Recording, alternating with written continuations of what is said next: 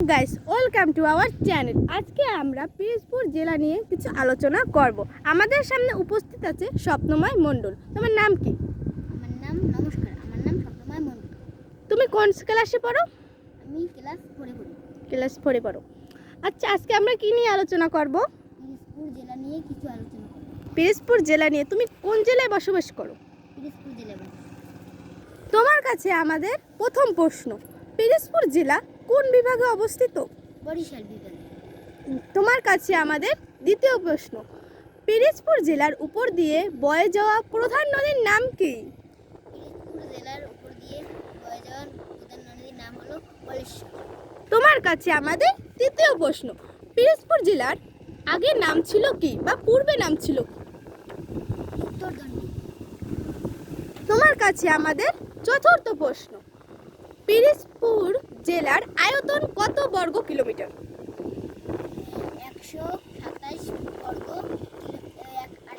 তোমার কাছে আমাদের পঞ্চম প্রশ্ন, এশিয়ার ভেনিস বলা হয় পিরোজপুরের কোন উপজেলাকে?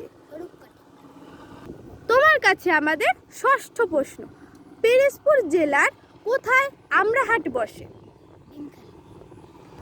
তোমার কাছে আমাদের সপ্তম প্রশ্ন, পিরোজপুর জেলার কতটি উপজেলা রয়েছে? তোমার কাছে আমাদের অষ্টম প্রশ্ন, পিরোজপুরের ঐতিহাসিক বা ঐতিহ্যবাহী নাজিরপুর দরবার শরীফ কার মাজার? আলিয়া জনাব আলী।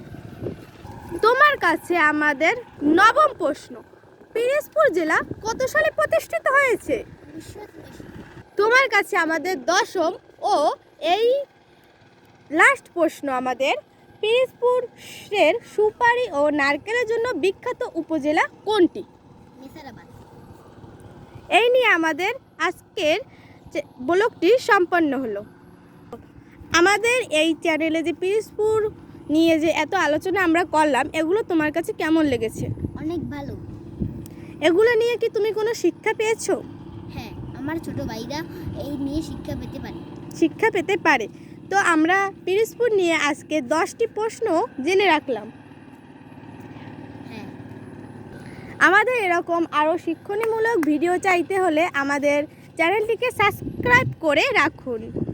আজকে বিদায়। নমস্কার। আজকে আমাদের ব্লগটি এই পর্যন্তই। সবাইকে শুভকামনা রইল।